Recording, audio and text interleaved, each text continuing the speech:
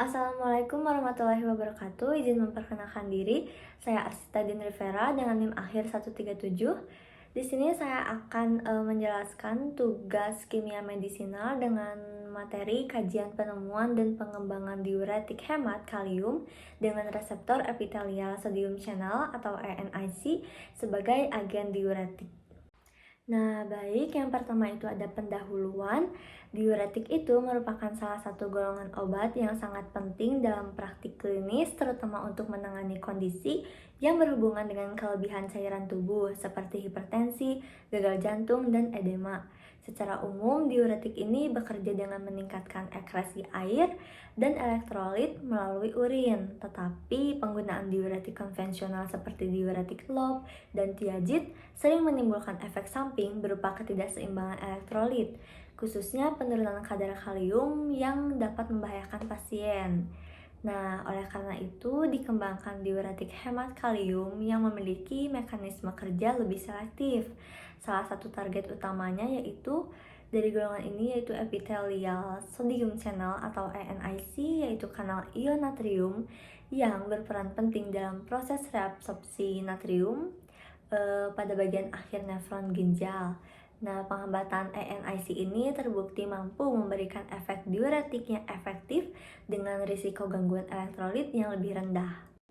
Selanjutnya, kanal ion natrium dan perannya dalam terapi diuretik. Nyeri dan berbagai proses fisiologis lain melibatkan pergerakan ion melalui kanal ion, terutama ion natrium.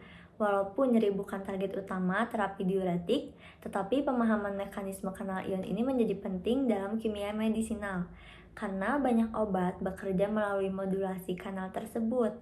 Nah, ENIC ini merupakan salah satu kanal natrium yang berperan penting dalam pengaturan keseimbangan cairan dan elektrolit tubuh.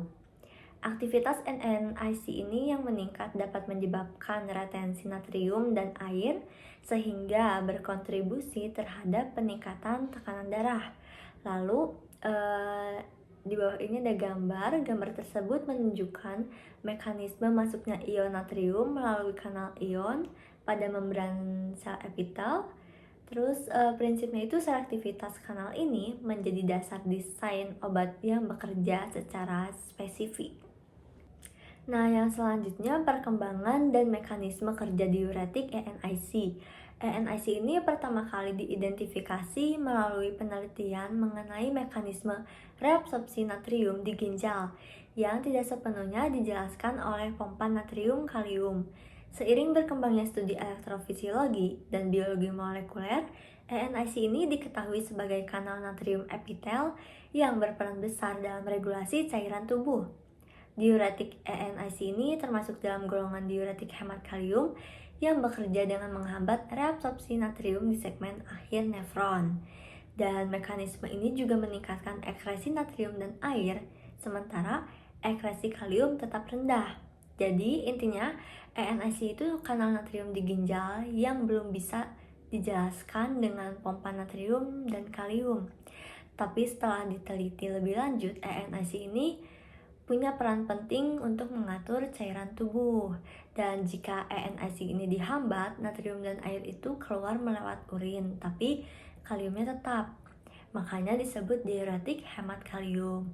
Dan di bawah ini ada gambar memperlihatkan lokasi ENIC di ductus collectivus serta efek penghambatannya terhadap ekskresi natrium dan air. Selanjutnya, identifikasi target dan konsep senyawa awal. Dalam kimia medisinal ini, pemilihan ENIC itu sebagai target didasarkan pada perannya yang spesifik dalam pengaturan reabsorpsi natrium. Validasi target ENIC ini dilakukan melalui berbagai studi farmakologi yang menunjukkan bahwa penghambatan kanal ini memberikan efek diuretik yang efektif dan relatif aman. Konsep senyawa awal atau lead compound sering dijelaskan menggunakan morfin sebagai contoh untuk menggambarkan hubungan antara struktur kimia dan aktivitas biologisnya. Meskipun morfin sendiri itu tidak menargetkan ENIC. Jadi contoh ini tuh membantu memahami prinsip dasar perancangan obat berbasis struktur. Lalu optimasi struktur kimia dan hubungan struktur aktivitas. Optimasi struktur kimia pada senyawa diuretik ENIC dilakukan melalui modifikasi gugus hidroksil dan substituen aromatik untuk meningkatkan potensi dan selektivitas terhadap target. Perubahan struktur tersebut dapat mempengaruhi afinitas senyawa terhadap ENIC serta durasi kerja obat. Nah, analisis hubungan struktur aktivitas atau struktur activity relationship atau SAR menjadi dasar penting dalam memahami bagaimana modifikasi struktur kimia berdampak pada aktivitas farmakologi, sehingga diperoleh senyawa dengan efektivitas optimal dan risiko efek samping yang minimal. Jadi struktur kimia obatnya itu bisa kita ubah sedikit-sedikit, misalnya di bagian gugus hidroksil atau cincin aromatik, supaya obatnya itu makin nempel ke ENIC dan bekerja lebih selektif. Nah, perubahan kecil ini tuh bisa bikin efek obat lebih kuat atau kerjanya lebih lama. Nah, lewat SAR kita bisa tahu bagian mana dari struktur yang paling ngaruh ke efek diuretik. Jadi obatnya itu bisa dibuat lebih efektif dan efek sampingnya itu lebih kecil. Nah, gambar tersebut itu memperlihatkan kayak konsep SAR di mana perubahan kecil pada struktur kimia bisa menghasilkan perubahan besar pada aktivitas obat.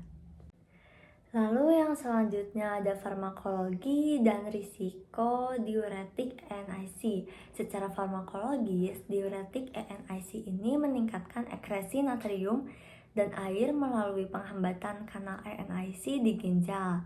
Aktivitas obat sangat dipengaruhi oleh struktur kimia dan sifat fisiko-kimia senyawa seperti lipofilisitas dan stabilitas molekul.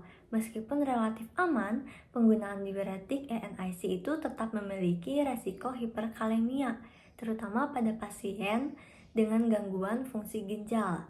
Oleh karena itu, pengembangan senyawa baru perlu mempertimbangkan keseimbangan antara potensi diuretik dan keamanan penggunaan. Jadi diuretik ENIC ini bikin natrium dan air keluar lewat urin dengan cara mengeblok kanal ENIC di ginjal. Efek obatnya itu dipengaruhi oleh struktur kimianya, dan walaupun ini cukup aman, tapi ada risiko kalium naik, apalagi jika fungsi ginjalnya jelek atau kurang baik. Jadi obatnya harus seimbang antara kuat dan aman. Nah, di bawah ini ada gambar. Gambar ini itu efek diuretik terhadap pembentukan urin dan mekanisme terjadinya hiperkalemia. Nah, yang terakhir ada kesimpulan dan arah pengembangan diuretik ENIC. Epithelial sodium channel atau ENIC merupakan target molekuler yang valid dan rasional dalam pengembangan diuretik hemat kalium karena perannya yang spesifik dalam proses reabsorpsi natrium di ginjal.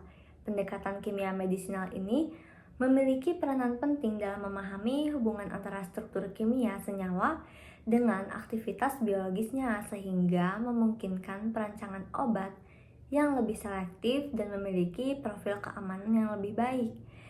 Melalui optimasi struktur kimia ini, penerapan analisis hubungan struktur aktivitas atau SAR senyawa diuretik ENIC dapat dikembangkan untuk mencapai efektivitas terapi yang optimal dengan risiko gangguan elektrolit yang minimal ke depan.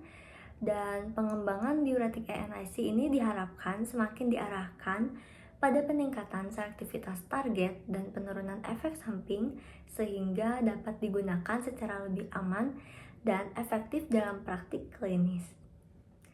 Baik, sekian presentasi dari saya. Mohon maaf jika ada kesalahan penyebutan kata atau kalimat dalam presentasi ini.